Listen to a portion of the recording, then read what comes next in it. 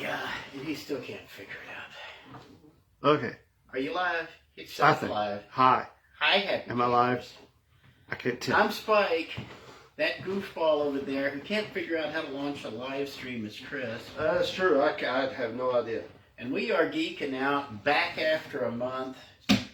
Things will get back to normal soon enough. This is not your average, ordinary, everyday episode of Geeking Out. This is Aftermath, our live stream. This is the live reaction to DC's Black Adam movie, which is apparently more controversial than I thought. Are you actually live streaming to the Film Geek group, or are you? I'm on Movie Geek, and it is He's live on Movie apparently. Geek. So It's Movie Geek, not Film Geek. I don't know. I don't live here. I'm just visiting. I hope you guys can hear and everything looks okay. I hope that when we're done, whoever hasn't joined, this video will be saved on the group so you can actually see. I don't know. I'm actually doing a backup video for the YouTube, Facebook channels, and Rumble, and all the rest. So, just in case we're not doing I think I probably need more. Yeah. You need more lighting. Yeah, that helps. No, that does not help at all. So, like I said, this is not a normal episode of Geeking Out. I will explain why we've been gone for almost the past month here in our next episode, which we'll post on Sunday the 23rd, because today is the 22nd. This Saturday, October 22nd, 2022. We have our live reaction to Black Adam. Like I said, this is Aftermath. Chris is going to give his point of view. I'm going to give my point of view because I am a lot more familiar with the character of Black Adam and his background than I'd say Chris is. I mean, true. You don't know much. You are a comic book fan, but you are more of a casual fan when it comes to some of the deeper characters like Black Adam. So I'm going to let you have more of a reaction on this first. So just in 3 minutes or less, give your idea of what you've seen from Black Adam, the movie. From what I've seen of Black Adam, the movie, I liked it. It was good. It was good. I can't say that it was horrible. I'm glad that The Rock did not act like The Rock in this one. It was more of, usually The Rock, when he does a movie, he's always telling people how tough he is. In this one, it's like he gives that look like, well, you know what I can do to you. He's a little less hammy in this one. Yeah. He's not the talking Rock. There's a couple of characters that I kind of got on my nerves a little bit. And it was none of the superheroes. It was, there's this mother and child that was, I get it, but they were a little bit too much for me, where it was, especially the kid, because it was like, you know, I'm going to start a revolution, but I want to do it in a non-sarcastic, I can't act way. If that makes any sense. Like, the kid really can't act, I'm sorry. He kept a straight face throughout the whole thing. It's like, I'm not terrified, look at me. Yeah, you know, it's like, dude, you know, okay. Oh yeah, by the way, there's traffic outside. We are recording at Casa del Cris, which means every single road noise on this Maysville Street just outside the building is amplified here. Yes. I don't know how he managed to set up the acoustics like that, but every loudmouth schnook in the... I'm really good at that. Our next episode is going to be filmed at the new Who What Where studio, the Palatial Library. Even though I do like the setup behind it. That makes it look pretty cool. That's not bad. But yeah, it was a good movie. I get how come, like, what's his name? Dr. Fate ends up getting killed every time I see Spoiler Dr. alert, Fate. by the way. We are doing the spoilerific. Oh, yeah, sorry. Yeah, Dr. Fate dies in this one. I mean, it kind of makes sense because, like, he's able to see the future. So it's like, if you have him around, you pretty much know what to do. You know? I gotta admit, this is one of my favorite Pierce Brosnan appearances. Pierce Brosnan is Dr. Fate in this one, and Dr. Fate, really, and I don't mean just jump into your review, but Dr. Fate is like a hyper competent Doctor Strange. Yeah. Okay, because Dr. Fate did come first, and he is hyper competent. He knows exactly what he's doing, unlike Benedict Cumberbatch's Doctor Strange, who pretty much is lost as soon as he puts on the cape. Yeah. So, I mean, I do like this movie. There's a couple of problems I do have, and it's really minor problems, but like Amanda Waller appears in this, and I'm just trying to figure out, like, what she have that everybody's like so afraid of. Like, I get Suicide Squad because they're prisoners, but these are superheroes who can crush this woman, and it's like, she's like, well, you better do this. And they're like, yeah, okay. It's like, that bothers me. I'm sorry, that bothers me. Especially when the fact that she's like a bad guy. I don't know. It just really irks my nerve. And especially when she comes to Black Adam, who's a god. Who she already knows what he's able to do. And she's like, I'm going to put you in the place before you even know what to do, you know. And it's like, really? Really? It's like, why should anybody be afraid of you? I don't get it. But that was a thing that irritated me as well. Even though, again, it's a small thing because she's not in the whole movie, but it does irk me. Okay, your turn. Okay, so on a scale of 1 to 5, with 1 being I wouldn't even watch it on free TV, and 5 being worth full price Saturday night admission, what do you say? I say it's a good Saturday night movie to go watch, matinee, you know. It's not worth taking your wife or your girlfriend to, is it? Unless they're a nerd like we are and loves superhero stuff. It's a little gory, by the way. The body count's pretty high on this one. Yeah. That's how you can tell he's an anti-hero. The body count goes way up. Yeah, I do love the whole, like, everybody keeps putting him in the hero category, and he's like, I'm not a hero. I'm not a hero. He keeps telling people. There is a really nice twist on this that they did, and there's a really nice twist on it. But let's finish Chris first. So 1 to 5, you're saying a 4? I give it a 4. Give it a matinee? I give it a 4. So it's worth buying the ticket to a matinee, he says. Okay. I am a lot more familiar with the character of Black Adam. I'm a lot more familiar with Shazam. Did get to see the trailer for the next Shazam coming out in December, for God's sake. Mm-hmm. Okay, I'm already sold on Shazam because I loved the first one because I love the idea of what they've done with it. So we'll get that out of the way. Black Adam. This is not the way I would have handled Black Adam, but I will give them credit for trying. It's a really good effort at trying to recreate the mythos as a standalone version. I saw Jeff Johns' name was attached to this. He's one of the executive producers. I had no idea Dwayne "The Rock" Johnson is now in the Producers Guild of America. Hey, there you go. With that PGA after your name, that ain't about pro golfing right there. But anyway, I like what the idea they had here. I like the imaginations of, especially Dr. Fate, because Pierce Brosnan just carries it off, okay? Pierce Brosnan, at the age of, what is he, 2000 now? Carried off Dr. Fate in his screen time much better, much better than what Benedict Cumberbatch has done with Doctor Strange. Okay, we've lost the video for YouTube. Oh well. We'll stick with the live stream. Simply put, this is not the way I would have done it. This is the way The Rock would have done it. And that's exactly what we got. We got a guy who is not a hero. We have a reimagining of Dr. Fate that is hyper competent.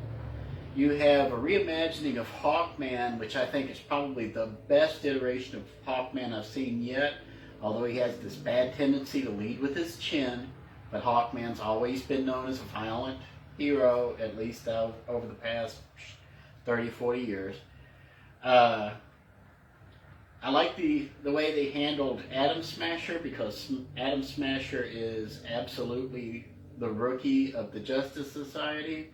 And his Uncle Al, the original Atom, not the original Atom Smasher, by the way, but the original Atom, being Henry Winkler. Yeah. That was a nice little touch. Thank you for that one. That was bravo. And whoever in the world, whatever the Chanteuse is who's playing Cyclone, okay? I have no problem with it, but for crying out loud, can we shoot her at normal speed? Because she always, almost every scene she's in where she doesn't have dialogue, has her twisting and twirling in slow motion. Okay. I'm with the slow motion, especially on the action parts with Black Adam, because otherwise you're going to lose track of what he's doing and you're going to miss things. So there's one scene near the beginning where you get to see exactly what Black Adam's doing. For him, it's normal speed. For everybody else, he's moving at like light speed and stuff. So you get to see exactly where he's placing every lightning bolt and stuff, which is hilarious, especially when you see the result, because it's almost like building a tower of toothpicks, and then just sitting there, wham, and knock it all over it, or matchsticks actually, and just flighting it up. She's kind of useless. I don't understand why she was there, but I mean, she was there because they needed. She was there because they needed the chick. Okay, yeah. So sorry, that's what it is. And I'm guessing she signed to a record contract with Watchtower Records, probably. I don't know, or somebody at Warner. That would explain why she's there. But like I said, this is the way I would have done it. But as far as a Hollywoodized version of these characters, they actually did a pretty decent job. There's a twist near the end, and remember, this is the spoilerific version. There's a twist near the end where you find out, again, last chance, bail out if you don't want spoilers. They find out that the original champion of Kandak, the original Shazam, is dead. It's his dad who took over the powers because his son gave it to him to save his life. And then his son is assassinated by the king of Kandak's assassins. And then Dad has the powers of Tef Adam now, and he goes and destroys everything and then gets locked away by the wizards and stuff. Okay.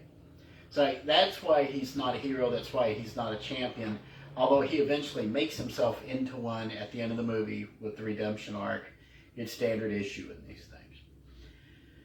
The way I would have done it, I love Jeff Johns' treatment of this back about 15, 20 years ago, where you tied in not just Shazam and Black Adam. Black Adam was originally the evil evil Captain Marvel, basically. Okay, Shazam, what you know as Shazam now, is actually Captain Marvel, but they had to call him Shazam because Marvel managed to take the rights away. And Black Adam was supposed to be the evil Shazam, and then he got rehabbed back in the late 90s when everybody was hungry for anti-heroes. They turned him into an anti-hero. And Jeff Johns wound up fashioning the story where essentially Hawkman, who you see in this movie, and Dr. Fate, who you see in this movie, and Black Adam, who you see in this movie, are all actually from... Black Adam is originally from Kandak. Hawkman and Dr. Fate were originally from Egypt at the same time Black Adam was in Kandak. And Hawkman was one of the pharaohs, one of the rulers of Egypt.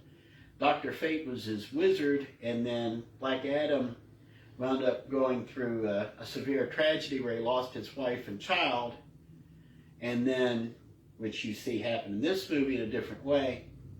So they hit all the beats, but they don't do the reincarnation angle.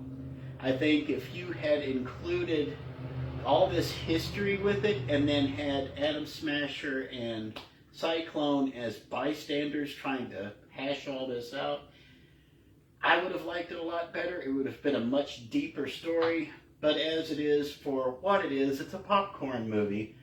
It's a good movie. I liked it. I know there's been a lot of hate directed towards this movie, mainly from critics, because, and I think I know why the critics are hating this. Okay, as we speak, it's currently at like 44% on Rotten Tomatoes. Audience score is at 88. Here's why. You see call-outs to Clint Eastwood in this movie, okay? You see call-outs to all kinds of conservative icons.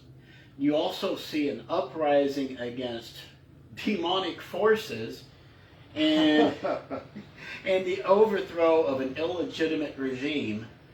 I wonder, why would establishmentarian critics be upset with this movie? So, I think I'm saying it's probably political. The movie itself is a fun popcorn movie. It's a good excuse to go out and see a superhero movie. It's certainly better than about the last, 10 projects Marvel has released. So this one, I think, is this one of the best DC movies? No. Is this one the worst? Not by a long shot. No. This is in like the top third of movies, but it's not, it's not anywhere near the Dark Knight trilogy. This is not the original Superman. This is not Batman 89. It's not, I think, an iconic movie, but it's a good one. So I'm enjoying it. So I enjoyed it. For me, on the scale of 1 to 5, you said a 4. I'm going to give it a 4.5. Just because it's not something, whether you would consider it a date movie or not, like you said, if you've got a geek date that you want, if you're both comic book fans, yeah, you should go to this one. If you're both voting red in a couple of weeks in this election, you're probably going to like this movie better than if you're voting blue, if you know what I'm saying. So by and large, you give it 4, I give it 4.5. I think this is a much better movie than what the critics are giving it. It's worth the time, it's worth the effort, it's worth the money, it's worth the tummy ache from overeating the popcorn. Why in God's name do I keep getting large popcorns? Easy with the table, easy with the table. Let me do that. This is not my table. I don't care. I will smack the table. So Alright, so 4.5, 4. So 4.25 is the way it averages out. It's worth seeing. If you're a DC fan, you should see it. If you're a Dwayne Johnson fan, you should see it. If you like special effects, you should see it. And whoever that chick was who played Cyclone, please get her out of my life, because I don't need to see any more of her, especially in slow motion and the close-ups on her face. I guess she has to be like a niece of The Rock or something. She has to be related, because I don't understand any other reason why they keep putting her in there. I really don't know. Like, I don't even know why she was there, really. But, I mean, okay.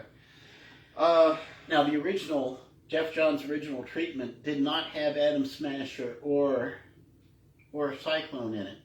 He used the original Flash, Jay Garrick, which would have been hilarious back in ancient Egypt, because the Flash is the only one who can really reliably pull off time travel to any extent. Yes. And the way they get back is even more hilarious. It involves being dead for 5,000 years. So, should I talk about Halloween Ends? If you must, go ahead and talk about Halloween. Let me see what they're saying. What are you saying? They're saying something. Because this thing is on the other side of the room. What are you? Excuse me. I'm just going to sit over it's here. Nathan. Okay. Hey, Halloween Ends. I'm going to say two things about Halloween. Okay. You done? Okay. What? He's going to talk about Halloween Ends in a minute. I'm going to tell you what. You know what? Go ahead and talk about Halloween Ends. Go ahead. Get it out of your system. Just spew it. Spew it out there. Did you even see what they were saying? Yeah, they said, bring them on camera, yay, and all that. Yay! We are going to try to do more live streams, especially on the aftermath where we see one of these movies, because thank God after a 3-month drought, we finally have movies worth seeing. Yes.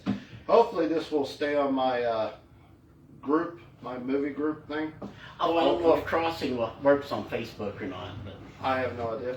But I hope it will save. Hopefully it shows up and we can get the film. I need to get a copy of the video and put over on the... Yeah, if it does save, then good. You know, we did a good job. We'll keep doing this. If not, then we'll wind up re-recording this tomorrow. So here's the thing about Halloweenians.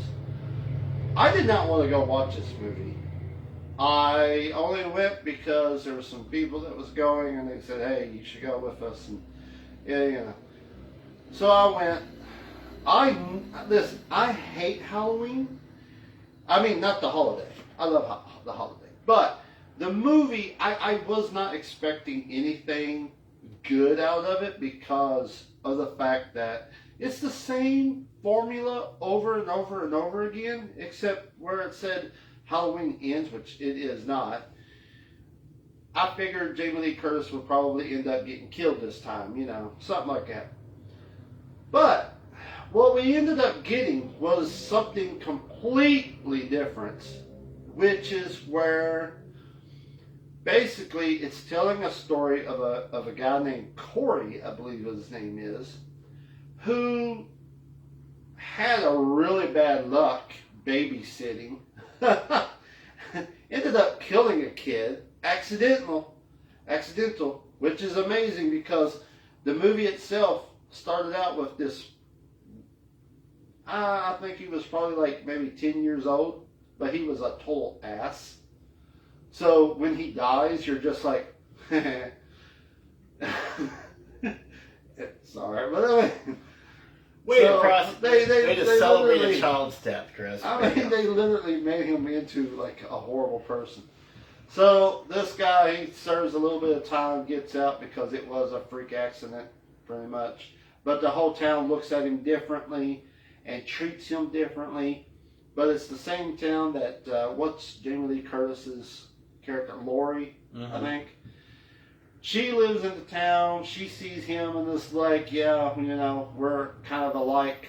Also, in the last 3 Halloween movies, her daughter and her granddaughter had to go through all this, you know, crud. But her daughter died, so now she's taking care of her granddaughter. Time out. If you're bringing up a character's granddaughter in this in a horror movie set, you're doing it wrong. Go ahead. You know. But anyways, so it's just Jamie Lee Curtis's character Lori and her granddaughter, or I think that's something like that. But anyway, and they're looked at as not freaks, but they survived Michael and everything. But why did my dad, mom, brother, sister, boyfriend, girlfriend get killed? I blame you, you know, type of situation. So anyway, the whole story is basically focused on Corey. And Corey is slowly going from that, I just want to be left alone, to, all right, you guys are literally starting to piss me off. And gets pissed off to be like, you know what, you guys want to make me the monster? I'll be the monster. So he ends up going around killing people. I kid you not, the real Michael is in this movie for probably 20 minutes. 15, 20 minutes. That's it. He shows up at the very end and gets his butt kicked by Lori and her granddaughter. Just like that. That's all you get.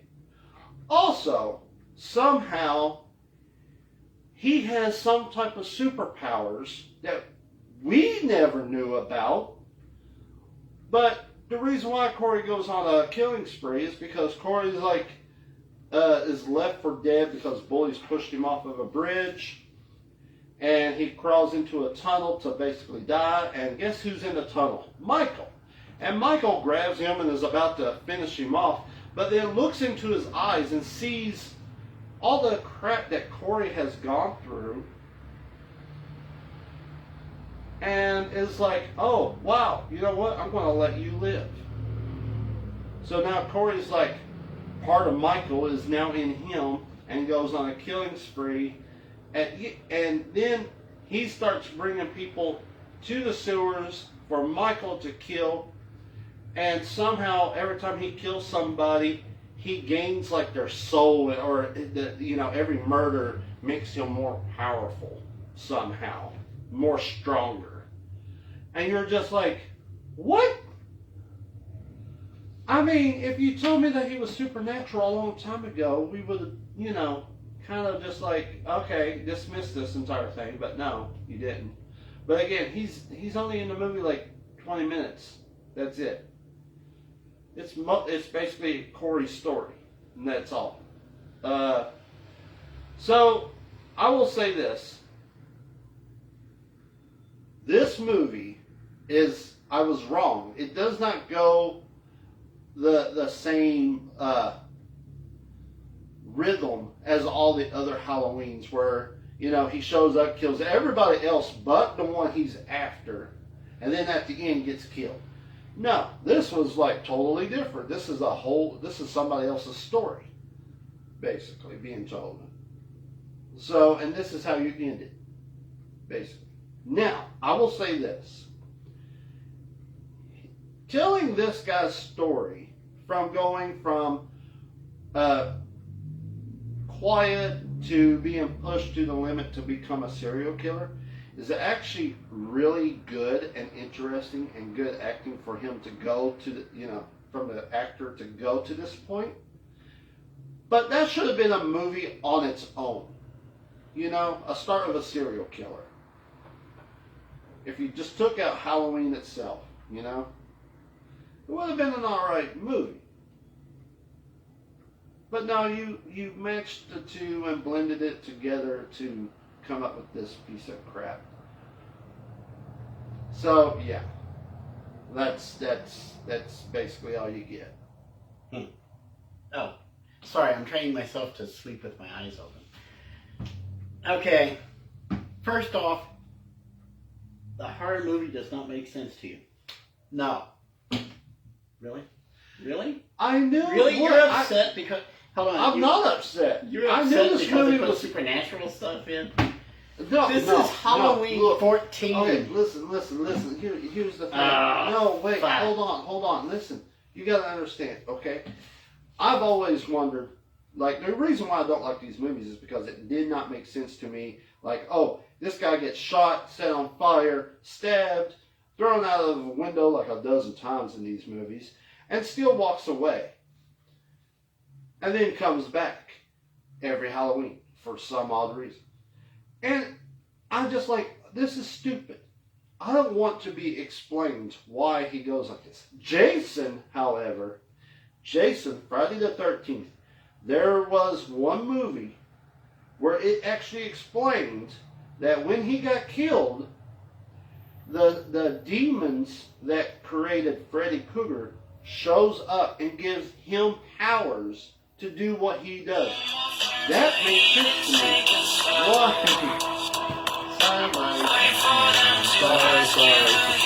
Sorry. You have to wait a minute. We're still live streaming. Okay. Sorry.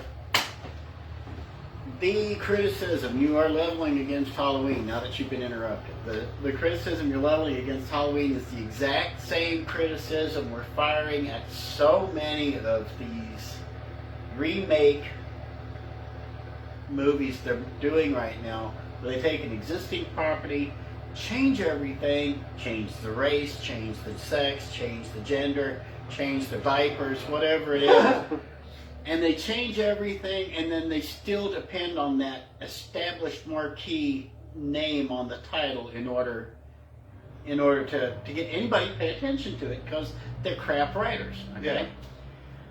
Compare, contrast. Halloween Ends, which, like you said, has very little to do with actual Halloween movies, to Creed 3, which straight up legit seems like an incredible follow-up, continuing follow-up to the Rocky genre. Okay? It's what it is. You've got 2 or 3 generations now who identify boxing with Rocky or with Mike Tyson. Now you're combining the two. Hey, you got your peanut butter and my chocolate. You got my chocolate and your peanut butter. You got my Rocky and your Mike Tyson. You got Mike Tyson and Rocky. How that happened, I don't know. I'm sure there was some kind of lube involved. But the point is, this is the same tired, lazy storytelling that is responsible for roughly 80% of Hollywood's output. Okay, so going back over Halloween. Halloween ends 1 to 5. What would you give it? A 0. You give it a 0. 0. You wish you'd never even heard of this movie. In other words, so you're so far off the scale you don't want to watch this movie. Period, to be honest. But. Go drinking instead. You'll have much more fun. Yeah, that's true. Start drinking NyQuil. You'll have more fun than watching this movie. Now, as for me on Halloween, I couldn't give less of a crap about slasher flicks. Couldn't give a crap about horror movies. The last good horror movie I honestly saw, I'm not going to say that because I'm sure the way my memory works, I've seen a good one since then. The best one I've ever seen, the best horror movie I've ever seen was Army of Darkness.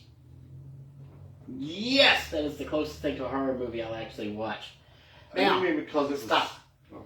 Yes, because it was a spin-off of The Evil Dead, but it had a sense of humor and it actually involved some decent storytelling. Anyway, and it refused to take itself seriously. Without Army of Darkness, you don't have Scream. Okay? Legit. Discuss. Now, as for me, Halloween, for me there are 2 Halloween movies. Okay? Over the last, we're talking 45 years? Close. It's late 70s. I couldn't remember when. For me, there are 2 Halloween movies. There's Halloween, and there's Halloween 3, Season of the Witch. Which has nothing to do with any of the other Halloween movies, which is why I liked it. Which is we would think would be the same problem we have here, but here you're taking the same plot, you're taking the same characters, and you're adding your own, you're lifting your leg and whizzing on it like a dog marking his territory, okay? And it stinks just as bad. Season of the Witch at least was a creative effort. Okay? Yes, it was bait and switch. They pulled you in with the Halloween name and gave you a different movie. But that was actually a good movie. Plus, you got to see children die. Who doesn't love that? So there's Halloween, there's Halloween 2, there's Halloween 3, Season of the Witch, and then after that they just get into the weeds. It's like Halloweenie, Halloweenier, Halloweeniest, and then Rob Zombie gets a hold of it, and it's like Halloween Squared or something. But for me, you know, you could have redeemed Halloween Ends and actually given it a great send-off. You know how? How? At the very end of the movie, Laurie, her granddaughter, they're both lying there. They're both on the edge of death.